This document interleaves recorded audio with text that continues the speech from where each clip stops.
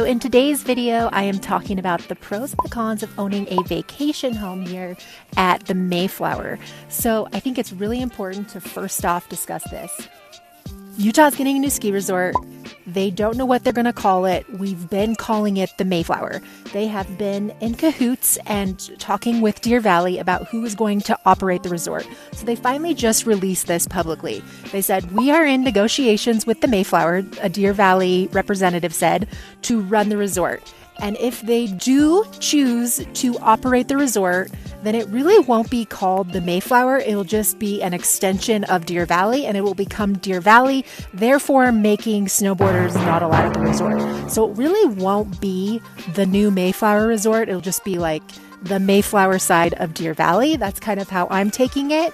And, I have reason to believe that there's a 99.9% chance that Deer Valley will be operating that resort, even though they haven't said for sure 100% that they are in fact operating it. Now, if you look behind me, these are the Mayflower Lakeside townhomes. These are going for about $2.5 million, I do believe. There's also Mayflower Lakeside condos. Now, it's really important for you to understand where I am. So the Mayflower is actually over there.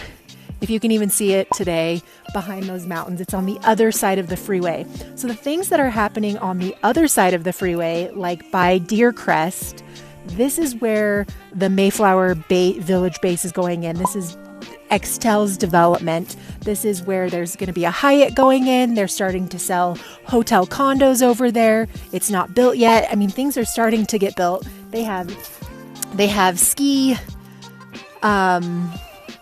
runs cut.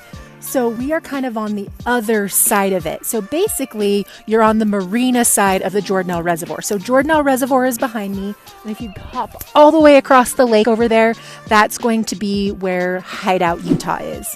So the Jordanelle is a really interesting area because you've got Hideout, you have Toohey, you have South Jordanelle, which is going to be where Victory Ranch is, where Benlock Ranch is. And then as it kind of wraps around, you have the Jordanelle area where Stillwater is. Another interesting thing about Stillwater is being rebranded as the Mason. So they're going in, they're completely redoing this. This is going to be a hotel condo, similar to like what you might see at the canyons. And as of right now, it is a very good investment because you're able to buy something in there for $600,000 or $700,000 compared to what's happening on the side of the base where the village is actually going in, where Velviere is going to be, where Marcella Club's going to be. Those are all private clubs. You're spending $3 million for a piece of land at Marcella Club, and at Velviere, you're spending at least $4 million for a condo that goes all the way up to $15 million for a single family build. So we're talking that there's a big difference of what's happening on one side of the freeway versus the other side of the freeway. So this Mayflower area is on the other side of the freeway, right by the Jordanelle Marina. So pros and cons is basically close proximity to skiing, right? Deer Valley is right there. Deer Crest is right there. You're really close to Park City if you want to jump into Park City, and the Mayflower's right there. Like, you're a 2-minute drive to the Mayflower. Beautiful scenery. I know you can't tell right now because it's the dead set of winter, but we have absolutely extraordinary scenery here. And one of the perks about the Jordanelle / the Mayflower area is that you get the best of mountain and lakeside living. You're right on the marina. You're right by Jordanelle. So if you love to have that lake life as well, you can go boating in the summer, paddle boarding. You can hang out on the beach, you can do kayaking, whatever you want. You also have mountain biking trails and hiking trails and biking trails.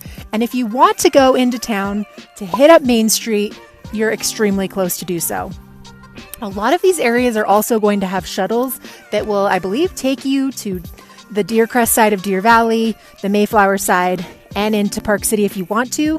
If you're buying into a private club, I don't know about this Mayflower Lakeside area, if that's something that they have put into their HOA or not. I do know that Sky Ridge does offer a shuttle service that does that. The third pro is that obviously it's new development, right?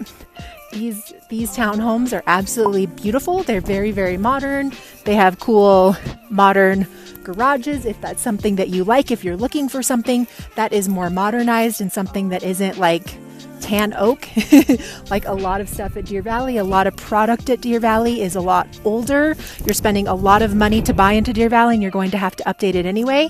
So they're modern, they're new. This is one of the only areas where new development is even happening, unless you happen to buy somebody's new build on a lot that they've been holding on to forever, or somebody bought a house, knocked it down, rebuilt it from the top, and you have this random modern in the middle of a neighborhood that's 20 to 30 years old in Park City. There's also a lot more potential for appreciation out here. Getting in early is key because this area is going to explode. Think of where prices are now. You could buy something for $500K for like a Mayflower condo, I think, and now they're selling for $9 million, and some are even selling for $1 million. These you could obviously get for $1 million. Now they're $2.5 million. So the appreciation is going to skyrocket, especially with what's happening on the other side of the freeway with Marcella Club and Belvier. If you've got condos and townhomes and single family homes going from $4 million to $15 million, just imagine what's going to happen to this side of the lake, not to mention what's going to happen to Sky Ridge, Hideout area, Heber and Midway, the Heber and Midway Valley.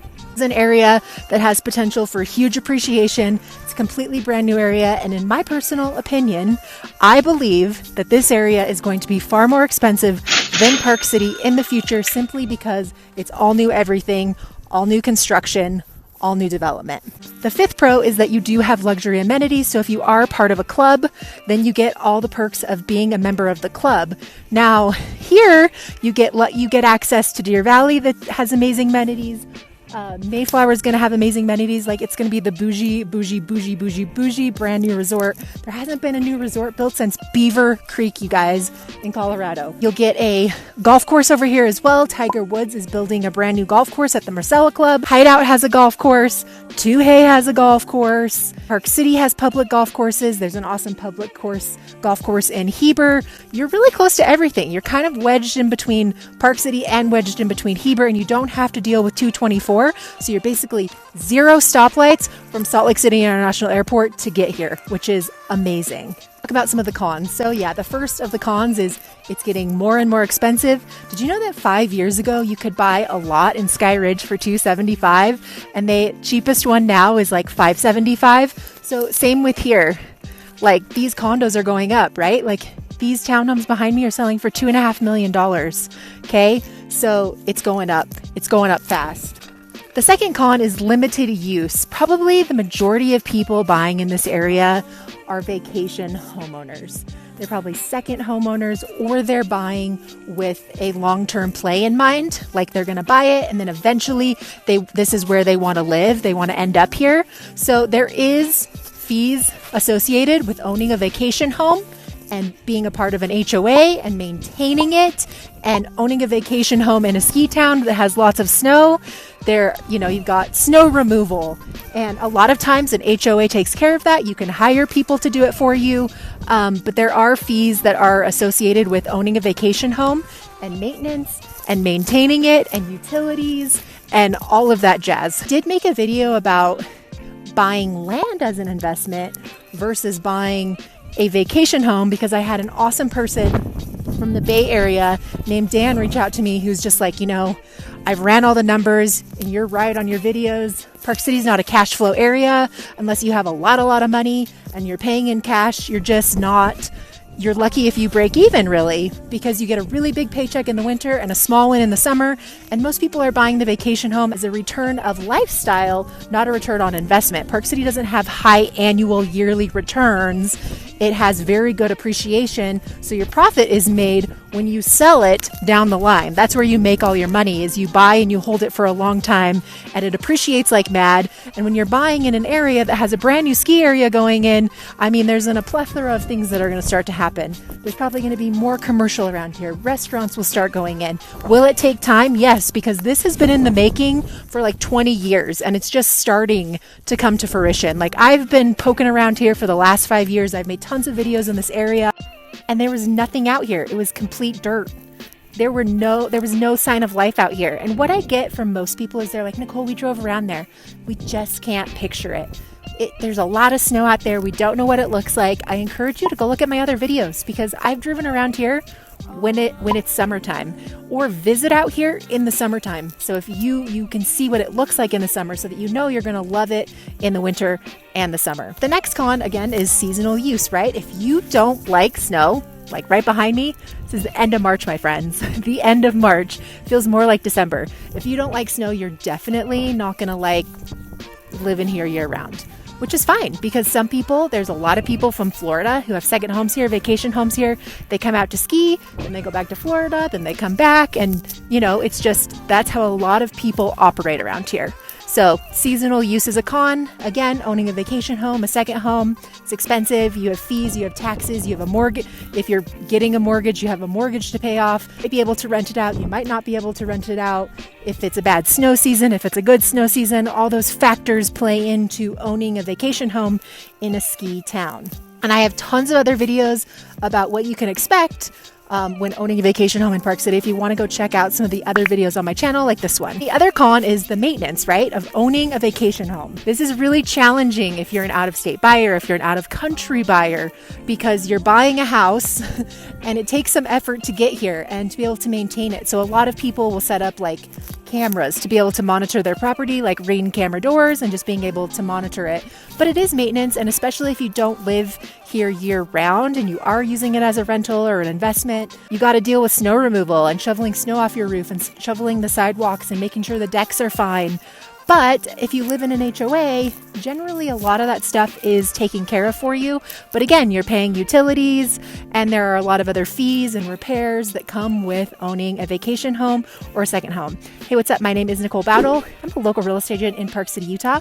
If you wish to contact me, my information is always dropped down in the description link down below. And if you want to know more about my thoughts on the Mayflower, then please check out this video next.